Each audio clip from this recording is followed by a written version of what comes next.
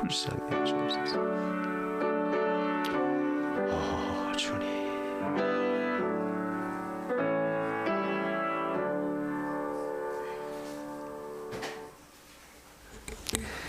여호수아서 20장 1절로 마지막 절까지는 말씀을 제가 읽습니다. 여호수아 20장 1절.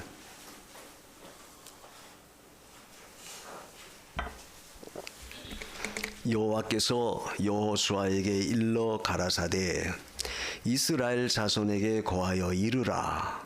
내가 모세로 너희에게 말한 도피성을 택정하여 부지 중 오살한 자를 그리로 도망하게 하라. 이는 너희 중 피의 보수자를 피할 곳이니라. 그 성읍들의 하나에 도망하는 자는 그 성읍에 들어가는 문 어귀에 서서 그 성읍 장로들의 귀에 자기의 사고를 고할 것이요 그들은 그를 받아 성읍에 들여 한 곳을 주어 자기들 중에 거하게 하고 피의 보수자가 그 뒤를 뒤따라온다 할지라도 그들은 그 살인자를 그의 손에 내어주지 말지니 이는 본래 미워함이 없이 부지 중에 그 이웃을 죽였음이라. 그 살인자가 회중의 앞에 서서 재판을 받기까지나 당시 대제사장의 죽기까지 그 성읍에 거하다가 그 후에 그 살인자가 본 성읍 곧 자기가 도망하여 나온 그 성읍의 자기 집으로 돌아갈지니라. 무리가 납달리 산지 갈릴리 게데스와 에브라임 산지의 세겜과 유다 산지의 기럇 아르바 곧 헤브론을 구별하였고 또 여리고 동 요단 저편 루벤 지파 중에서 평지 광야의 베셀과 갓 지파 중에서 길르앗 라못과 므낫세 지파 중에서 바산 골란을 택하였으니 이는 곧 이스라엘 모든 자손과 그들 중에 우고하는 객을 위하여 예정한 성읍들로서 누구든지 부지 중 살인한 자로 그리로 도망하여 피의 보수자의 손에 죽지 않게 하기 위함이며 그는 회중 앞에 설 때까지 거기 있을 것이니라. 아멘. 9절까지. 오늘 도피성에 관한 말씀을 같이 우리가 은혜를 나누려고 합니다. 도피성이라고 하는 것은 말 그대로 도망쳐서 피신할 수 있는 장소가 도피성이에요. 근데 어떤 사람이 글로 도망치느냐? 그 고의성이 아닌 실수로 사람을 죽인 자. 거기 3절에 그 말씀이 나오죠. 부지 중 오살한 자를 그리로 도망하게 하라. 부지 중 오살한 자. 이 말은 모르고 실수해서 사람을 죽인 사람. 그런 사람이 그런 도피성에 가서 자기 생명을 보존받도록 그렇게 해주라는 거예요. 그냥 내버려 두면 그 유족들이 죽임을 당한 유족들이 가만두겠습니까? 반드시 그 사람을 또 죽여요. 그렇게 되면 또 한 사람의 생명이 희생을 당하게 되고 그럼 또 죽임을 당한 그 가족들은 또 가만히 있어요? 아니 우리 남편이 우리 아이가 실수로 잘못해서 고의성이 없이 죽였는데 그걸 가지고 또 우리 아이를 죽였나? 우리 남편을 죽였나? 그러니까 또 그 사람도 죽인 자에 대한 보복심이 또 마음속에 일어나요. 그러니까 계속해서 원수를 갚는 보복의 심리, 피해 복수는 계속 이어져 가요. 그런데 하나님은 긍휼히 여기셔서 그런 자를 구원할 수 있는 길을 열어준 것이 바로 이 도피성 제도입니다. 이 도피성은 신령한 영적 의미는 바로 예수 그리스도를 상징하는 모형적 그런 성읍이에요. 이것은 곧 오늘날도 우리가 생명을 사랑하고 생명을 구원받는 그 역사에 우리가 이 도피성이라고 하는 것이 없다면 우리는 영원히 피에 대한 대가를, 죄에 대한 대가를 피할 수 없는 그런 존재예요. 왜냐하면 유대는 그 이스라엘은 그 당시 율법을 지키는 율법 중심의 사회죠. 율법의 정신은 뭐냐? 반드시 죄를 지으면 죄의 대가를 받아야 된다는 거예요. 율법의 정신이 그겁니다. 이는 이로 갚고 눈은 눈으로 갚으라. 사람을 죽인 자는 반드시 그 사람의 생명을 대신해라. 즉 그 사람의 생명을 취하라는 거예요. 그러니까 실수로 죽일 그 고의성이 없는데 잘못해가지고 죽인 사람은 본의 아니게 만약 그 율법대로 내버려두면 그 사람도 죽어야 돼요. 바로 그러한 자를 살리기 위한 제도가 도피성의 제도입니다. 그래서 우리가 이 도피성이라고 하는 이 말씀을 읽을 때 가장 중요한 것은 바로 제가 말씀드렸죠. 영적 의미는 그리스도를 상징한다. 이 말은 도피성이 없다면 그 무고한 불쌍한 사람이 죽어요. 즉 이 말은 예수 그리스도가 없다면, 예수 그리스도가 우리 가운데 계시지 않는다면 우리도 그 죄값으로 영원히 죽임을 면할 수 없는, 죽을 수밖에 없는 그런 존재예요. 그런데 우리가 도피성에 가서 거기서 보호받으면 살듯이 예수 그리스도 앞에 나오면 우리는 얼마든지 구원을 받을 수 있다. 생명을 보존할 수 있다. 이것을 우리에게 교훈하시는 겁니다. 그러니까 우리가 이 성경을 읽을 때 저 얼마나 감사해요. 왜? 우리는 심짓 실수해서, 물론 고의적으로 잘못해서 엄청난 죄를 짓는 일도 많지만 설령 그런 죄를 안 짓는다 할지라도 실수하는 존재, 연약한 존재예요. 다시 말하면 죄 없는 존재 하나도 없다 그 말이죠. 그래서 로마서 3장 10절에도 그랬죠. 의인은 없나니 하나도 없다.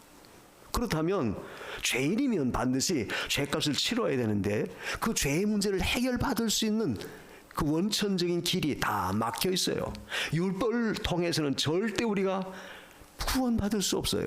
그런데 또 다른 법, 즉 그리스도를 보내주셔서 복음의 법을 통해서, 복음의 그 은혜를 통해서 결국 우리를 구원해 주신 겁니다. 그게 바로 이 도피성의 의미예요.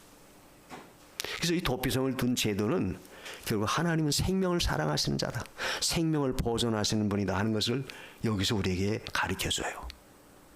그리고 그 도피성에 피한 자는 반드시 뭐라고 말합니까?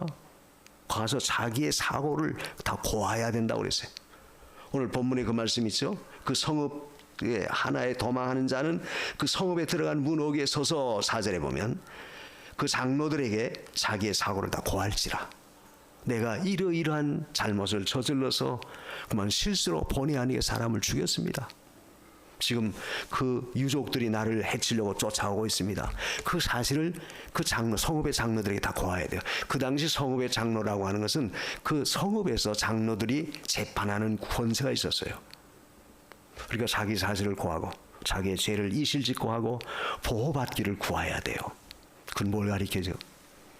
우리가 주님 앞에 나왔을 때 우리의 모든 우리의 죄를 내 입으로 다 고하고 하나님의 긍휼을 구해야 된다. 이걸 보여줘요. 그리고 나서 거기 있는 성읍 장로들이 그 사람을 그 도피성에 보호해주고 거기에 피하게 해주고 유족들이 들어와도 절대 그 사람을 내어줄 수 없어요. 그 성에 들어가지도 못하고. 왜? 들어보내면 보복할 거 아니겠습니까?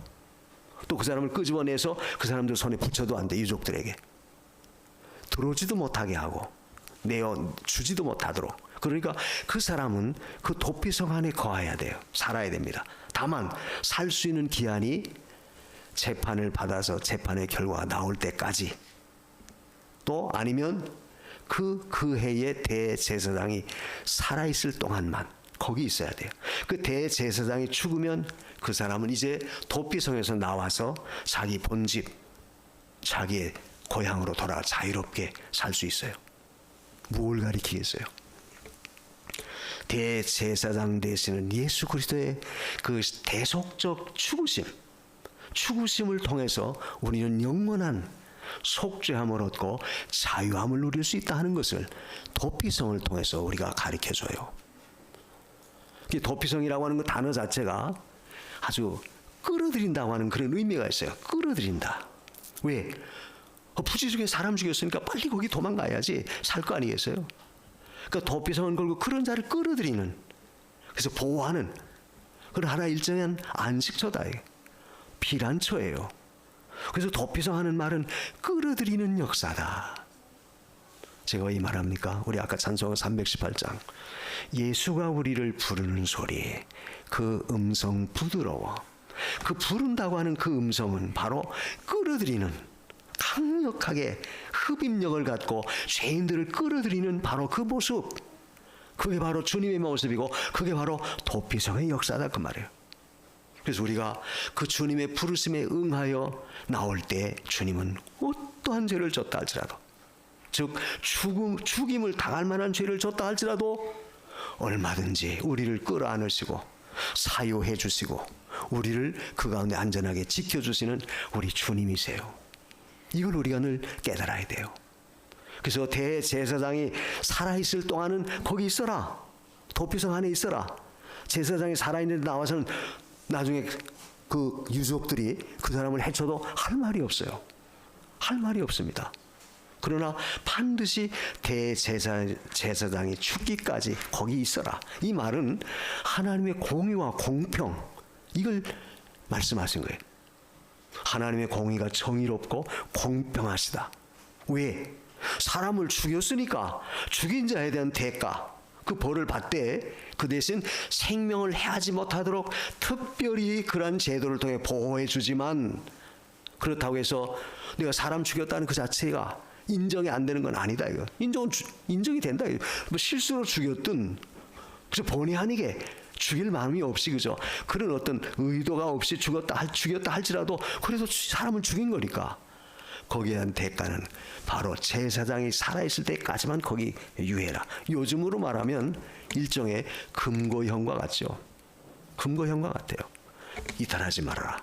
그러니까 죽임을 당한, 억울하게 죽임을 당한 그 사람에 대한 피해 보수를 결국 그가 일정한 기간 동안 자기가 그것을 다 받고 뉘우치고, 그리고 제사장이 희생당하여질 때, 죽어질 때 희생을 통해서 결국 너희는 거기서 자유함을 누린다.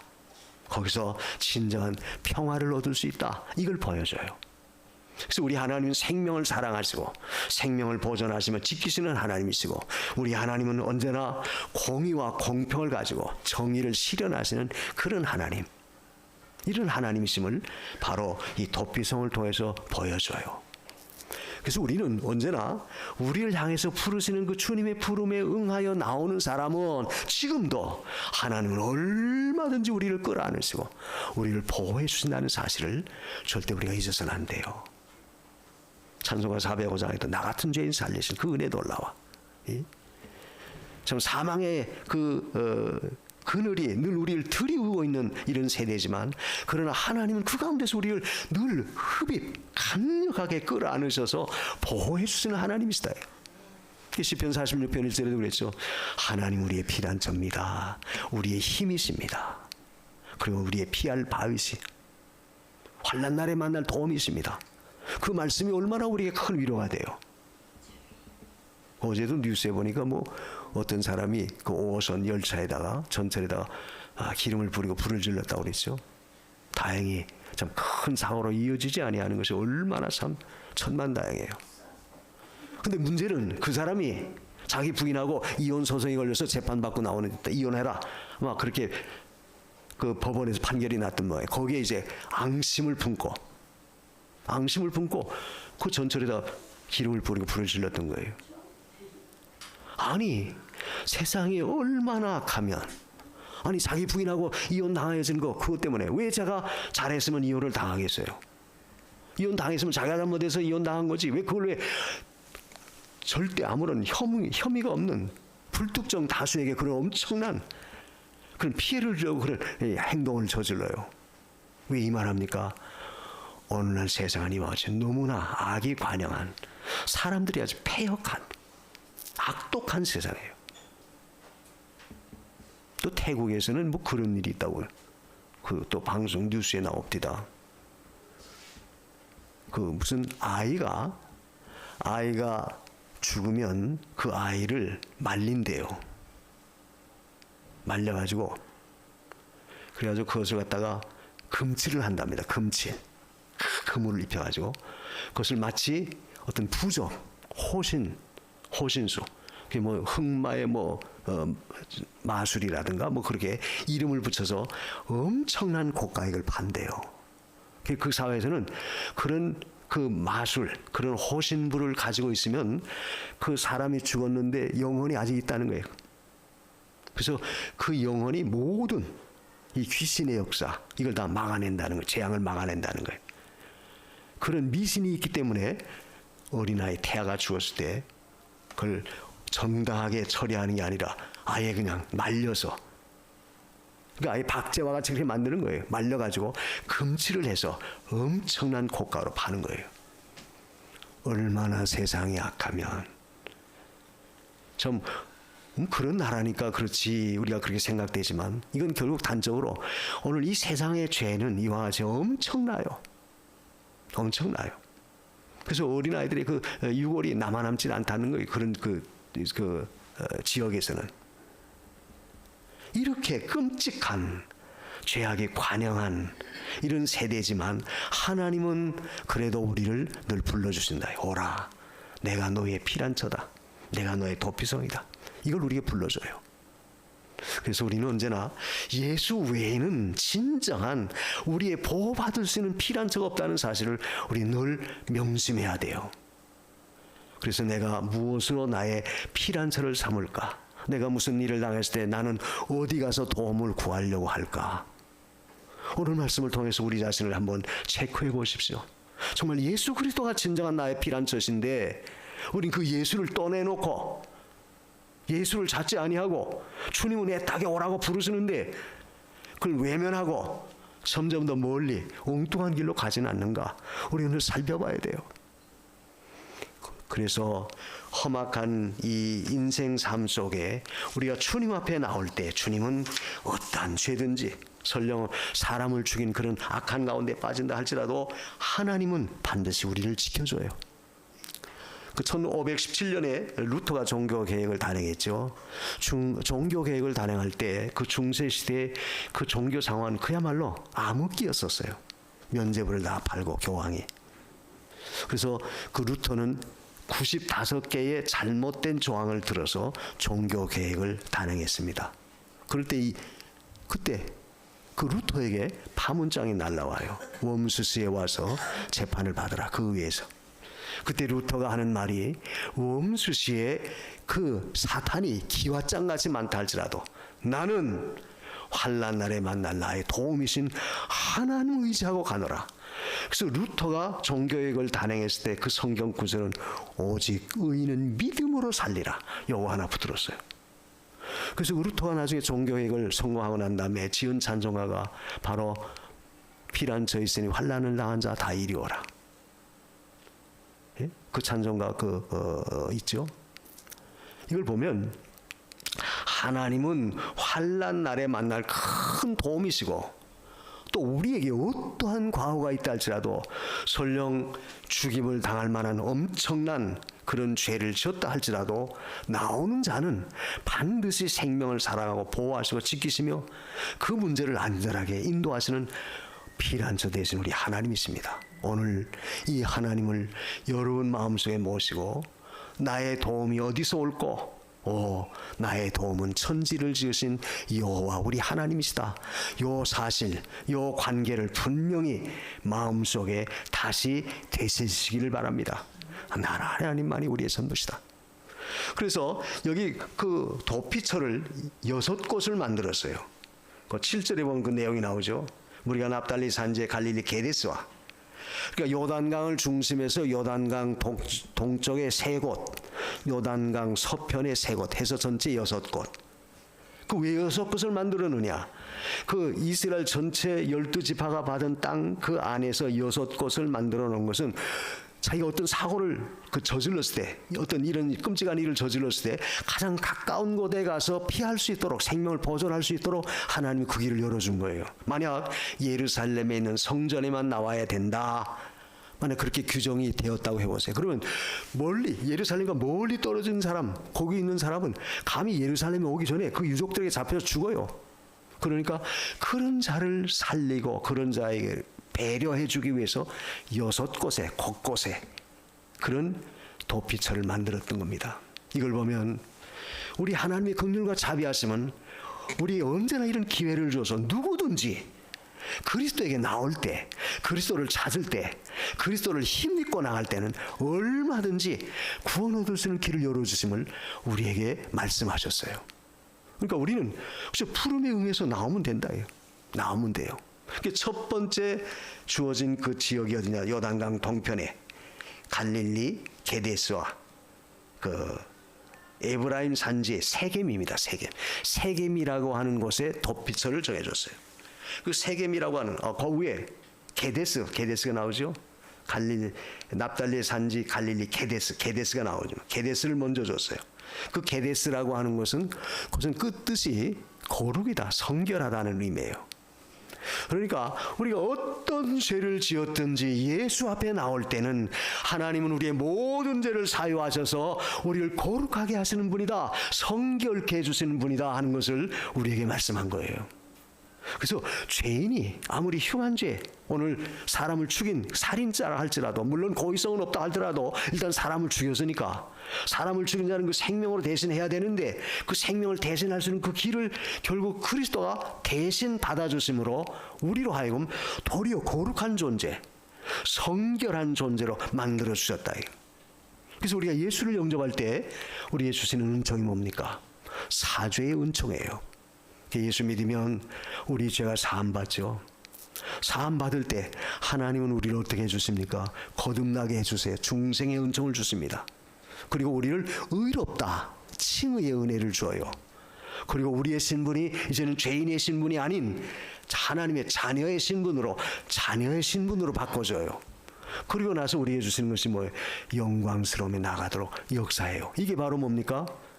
주 앞에 나오는 자에게는 하나님은 이와 같이 죄인이었지만, 사함받을 수 없는, 용서받을 수 없는 마땅히 죽어야 할 우리였지만 얼마든지 사랑하셔서 받아주셔서 우리를 이와 같이 거룩하게 만들어주신다. 그래서 요한복음 1장 12절에 뭐라고 말했습니까? 영접하는 자, 곧 그 이름을 믿는 자에게는 하나님의 자녀가 되는 권세를 줬다. 자녀의 권세까지 입혀줬어요. 이게 바로 하나님이 주신 거룩함이에요. 오늘 저와 여러분은 예수 안에 거함으로 이와 같이 죽을 우리가 자녀가 됐다고 하는 이 엄청난 축복을 여러분 귀하게 여기십시오. 늘 자녀의 자리에 서고 거룩한 자로 세워졌어요. 이 거룩이라고 하는 그 단어 자체가 늘 말하지만 이것은 결국 구별된, 하나님이 우리를 구별해 놓으셨어요. 죽을 수밖에 없는 죄인이지만 이제는 예수의 피로 다시 살아서 죽지 않는 영원한 영생을 얻는 그 자리로 우리를 인도해 줬다. 바꿔주셨어요. 이게 바로 뭐예요? 하나님께서 주신 성결함, 거룩함입니다. 그래서 저와 여러분에게 주어진 이름이 뭡니까? 성도입니다. 너는 성도다. 우리가 시편 16편 3절에 땅에 있는 성도는 존귀한 자다. 나의 이름이 저에게 있다.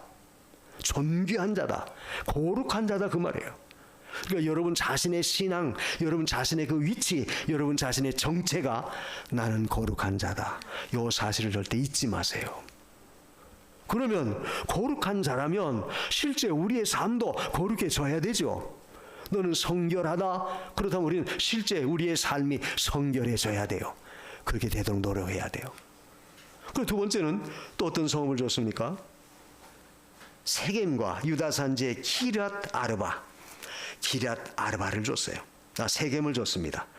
게데스를 줬고 그 다음에 세겜을 줬고, 그 세겜이라고 하는 말은 이것은 능력이란 뜻입니다. 세겜이라고 하는 단어의 뜻이 능력이다, 어깨다. 어깨라는 것은 대개 우리가 힘을 쓸 수 있는 능력을 상징하죠. 그러니까 우리가 예수 믿으면 결국 하나님 앞에서 우리는 능력자가 됐다는 거예요. 능력자가 됐어요. 왜 능력이 있습니까? 하나님의 자녀가 되는 권세가 와 있기 때문에, 권세를 힘입고 있기 때문에 우리는 하나님 안에서 능력자가 돼요. 자, 예수 그리스도가 왜 능력자입니까? 왜 전능자입니까? 바로 그는 하나님이시니까. 또 그분은 죄가 없으세요.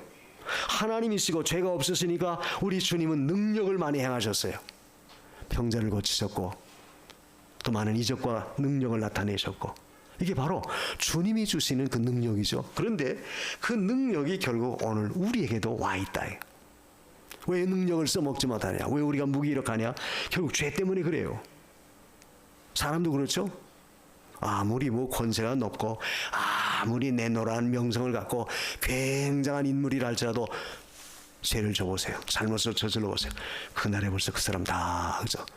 마치 된설이 맞은 그 푸성기처럼 다 거꾸러져요. 권세도 다 떨어지고. 세상에서도 죄를 지면 아무리 높은 사람도 다 거꾸로집니다. 반대로 죄가 없으면 당당해요. 그와 같이 오늘 우리가 예수 그리스도를 통해서 결국 우리도 죄인이었지만 이제는 하나님 앞에 의인이 됐고 자녀가 돼서 하나님 그 권세, 능력을 입혀줬다. 빌립보서 4장 13절에도 능력 주시는 자 안에서 내가 모든 걸 할 수 있다. 그 말 있죠. 능력 주시는 자 안에서 모든 걸 한다. 그 말은 뭐예요? 우리가 예수님이 가지신 그 능력을 힘입어 우리도 능력을 행사할 수 있다는 이야기예요. 내가 힘이 있고 능력이 있어서가 아니고 하나님의 능력이 있어서 그 능력을 힘입고 우리도 연약하지만 부족하지만 그 능력을 행사할 수 있다 그 말이에요. 할 수 있다는 거예요. 그래서 나는 능력이 없는데요 하지 마십시오. 내 자신은 능력이 없지만 바로 내 안에 계신 하나님, 내 안에 계신 그리스도께서 그 능력을 가지셔서 우리에게 역사하시면 우리도 할 수 있다 그 말이에요. 믿음으로 나가면 된다 그랬죠. 믿는 자에게 능치 못함이 없다. 그 말씀은 단순한 말씀이 아니에요. 하나님을 힘입고 믿고 나갈 때 거기서 하나님은 우리를 통해서 능력을 나타내세요. 우리가 사도행전 1장 8절에도 성령이 너에게 임하시면 권능을 받고 예루살렘과 유대와 사마리아 땅끝까지 이르러 증인되라. 감히 어떻게 증인 노릇해요? 그런데 성령이 너에게 임하시면 능력을 받고 권능을 입고 가서 할 수 있다는 거예요. 왜 이 말합니까? 우리가 복음을 전할 때도 마찬가지예요. 아이고 예수 믿으세요. 부끄러워서 말도 안 떨어져요. 입이 열려지지 않습니다. 그러나 그 말씀을 믿고 의지하고 나가서 할 때 성령은 우리에게 강하게 역사하시고 붙들어줘서 예수 믿으세요. 능력이 나타나실 수 있다. 우리 능력을 써먹어야 돼요. 늘 제가 예를 들죠. 전기가 다 와 있어요. 전기 스위치를 올리면 불이 들어오고 모든 그 능력, 전력을 써먹을 수 있을 텐데 스위치를 올리지 않으면 불이 안 들어오고 능력을 못 써먹어요. 전력을 못 써먹어요. 그와 같이 내게 주신 이 능력 내가 믿음으로 써먹으면, 믿음으로 나가면 반드시 하나님은 우리에게 이런 능력을 준다. 이게 바로 뭐예요? 오늘 세겜이라고 하는 도피성의 역사예요. 이걸 우리에게 주시는 겁니다. 모세를 보십시오. 모세가 지팡이 손 하나 들었어요. 지팡이 손 막대기 하나 들었습니다. 그 막대기를 가리켜서 하늘을 가리켜라. 티끌을 향해서 가리켜라. 가리키니까 그 티끌이 다 이가 돼버려요. 바로에게 10가지 재앙을 내릴 때 그 이재앙이 있었죠. 이재앙. 그 이재앙을 행할 때도 그 모세가 지팡이를 티끌을 향해서, 공중에 나는 티끌을 향해서 드니까 그 모든 티끌이 다 이가 다 변해버려요. 그래서 사람과 생축에 이가 달라붙어서 엄청난 고통을 당하죠. 야 모세야, 내 지팡이를 물에 대라. 나일강 하수가 다 됩니다. 그러니까 나일강 하수가 어떻게 돼요? 단번에 피가 돼버려요. 피가 되니까 생물이 존재할 수 없어요. 그 당시 애굽 사람들은 나일강을 신과 같이 취급했어요. 하나님의 능력은 그들이 믿는 신 같은 존재, 우상도 얼마든지 다 제압할 수 있다, 능력 있다 하는 것을 단적으로 보여준 거예요. 왜 이 말합니까? 오늘 우리도 마찬가지죠. 우리 자신은 연약하지만 내 안에는 예수 그리스도의 부활의 능력, 부활의 생명, 부활의 역사가 있다. 이걸 믿고 의지하고 우리가 믿음으로 나가면 하나님이 역사하신다. 이걸 우리가 믿고 나가야 돼요. 그래서 언제나 세겜이라고 하는 역사를 주셨어요. 그 다음에 세 번째 성읍이 바로 기럇 아르바, 곧 헤브론을 줬습니다. 7절에 보니까. 그러니까 처음에는 그 게데스를 줬죠. 그 다음에 세겜을 줬죠. 그 다음에 헤브론을 구별해서 도피성을 삼았어요. 이 헤브론이라고 하는 것은 교제한다는 뜻의 그 말 뜻이 교제, 하나님과 연합됐다. 그러니까 우리가 하나님 예수 안에서 하나님과 교제하고 하나님과 연합 하나를 이뤘어요. 그래서 우리는 이제 하나님 앞에 나갈 수 있고 하나님 우리가 함께 하실 수 있어요. 하나님 우리를 지었을 때 어떻게 지으셨습니까? 창세기 1장 28절에 보면 하나님의 형상대로 그랬죠. 하나님의 형상대로 지음받은 우리예요. 그러니까 하나님의 형상을 갖고 있는 우리는 하나님과 영적 교제가, 영적 연합이 이루어져야 될 텐데 그만 아담의 범죄로 인해서, 원죄로 인해서 그것이 다 상실됐어요. 다 단절됐습니다. 그런데 예수 그리스도께서 두 번째 아담 되신 그리스도가 오셔서 십자가에 피 흘려 대속해 주심으로 인해서 우리는 이제 죄가 다 용서되니까, 죄 문제가 해결되니까 이제는 주님과 다시 교제할 수 있게 돼요. 하나님과 교제할 수 있게 됐어요. 그래서 우리가 하나님 앞에 나갈 수 있게 됐고 하나님은 우리에게 오실 수 있게 됐어요. 이게 바로 뭐냐? 이게 바로 하나님이 주신 헤브론의 역사, 하나님과의 교통이 이루어졌다 그 말이죠. 그러니까 여러분이 늘 교회 나와서 늘 주님 앞에 주의 이름을 부를 수 있다는 것 자체만으로도 늘 감사하십시오. 주의 이름을 부르는 것이 얼마나 감사해요. 그건 바로 내가 하나님과 나와 영적 생명이 연결됐다는 방증이에요. 입증입니다. 왜? 주여! 그걸 부르는 것 자체가 내 예수 생명, 내 생명, 내 생명이 예수 생명으로 하나 됐다. 이걸 입증하는 것이다. 그래서 우리가 주의 이름을 부지런히 불러야 돼요. 또 성경은 뭐라고 말하죠? 주의 이름을 부르는 자는 구원을 얻으리라. 주의 이름을 부르는 자는 부끄러움을 당하지 않는다. 왜 그래요? 주님과 우리는 하나로 연결되어 있기 때문에 그렇습니다. 또 하나님과 연결된 영적인 교제, 영적인 교통의 통로가 결국 우리가 어떤 일을 당해도 늘 하나님 앞에 나가서 구할 수 있게 돼요. 도움을 청할 수 있게 됐어요. 이거 얼마나 감사해요. 그래서 여러분이 어떤 문제가 있을 때 늘 주님 앞에 기도하는 거, 이걸 절대 소홀히 하지 마세요. 열심히 주의 이름을 부르십시오. 주님은 교제하길 원하세요. 같이 연합되기를 원하십니다. 그 만남의 장소가 바로 뭐냐? 여기 나와 있는 이 헤브론 같은 도피성의 역사다. 그래서 삶 속에 우리가 여러 가지 힘들고 어려운 가운데 있을 때도 늘 주님 만나면 다 해요.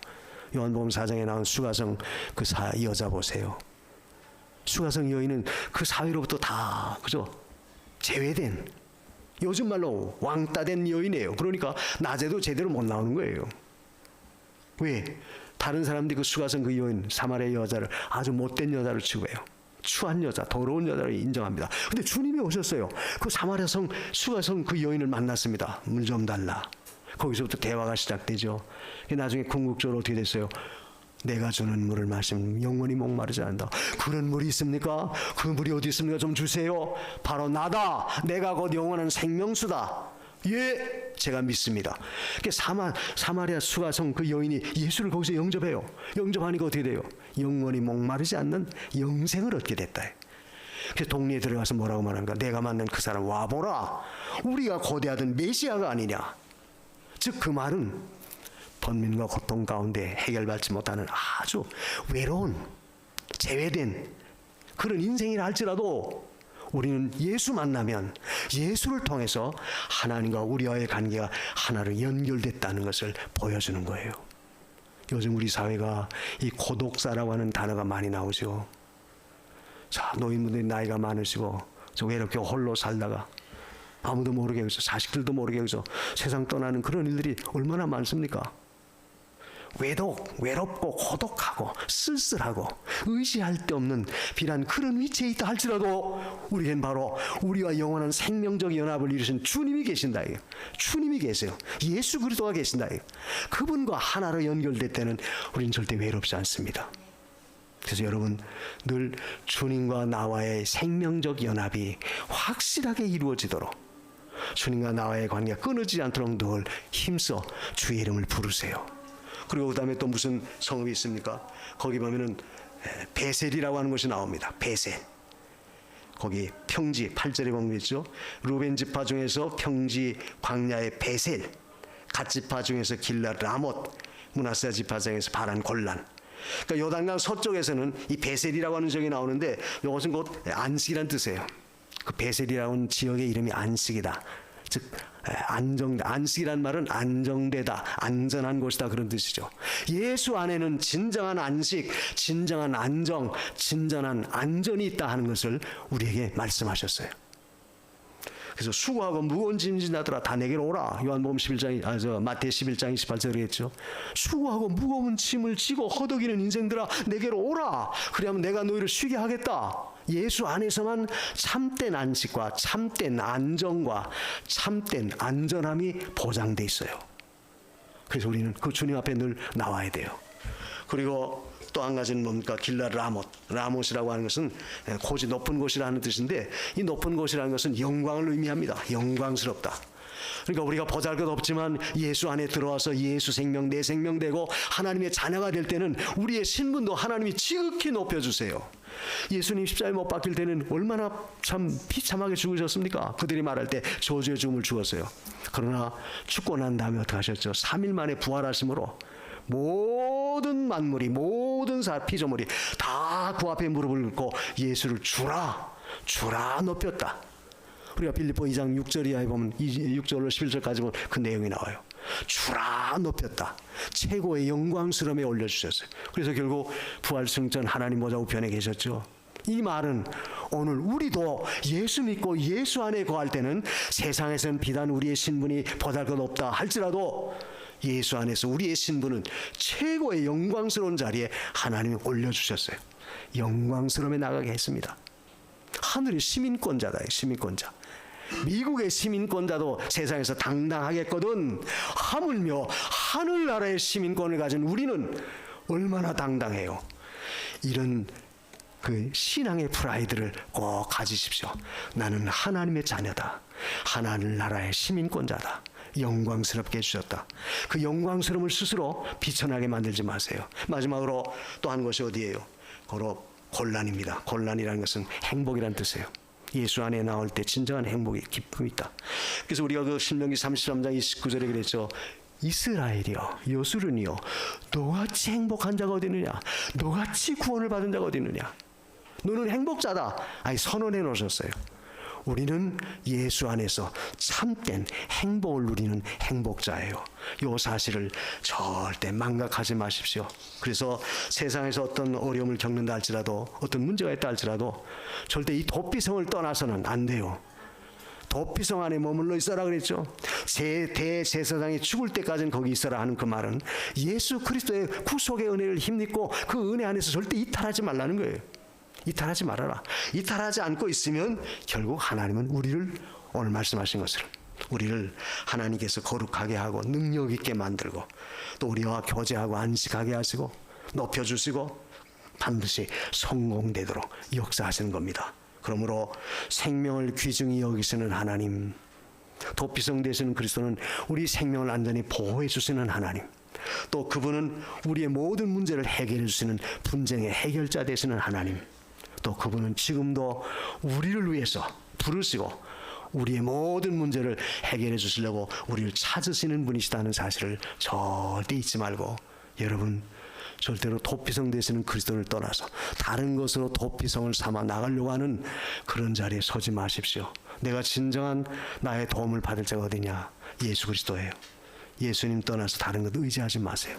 이런 하나님 의지하는 우리의 믿음이 되게 하소서. 오늘 말씀 붙들고 우리 다 같이 기도하십시다. 세상에는 어디라도 우리의 진정한 피난처가 없어요. 주님만이 진정한 우리의 피난처입니다.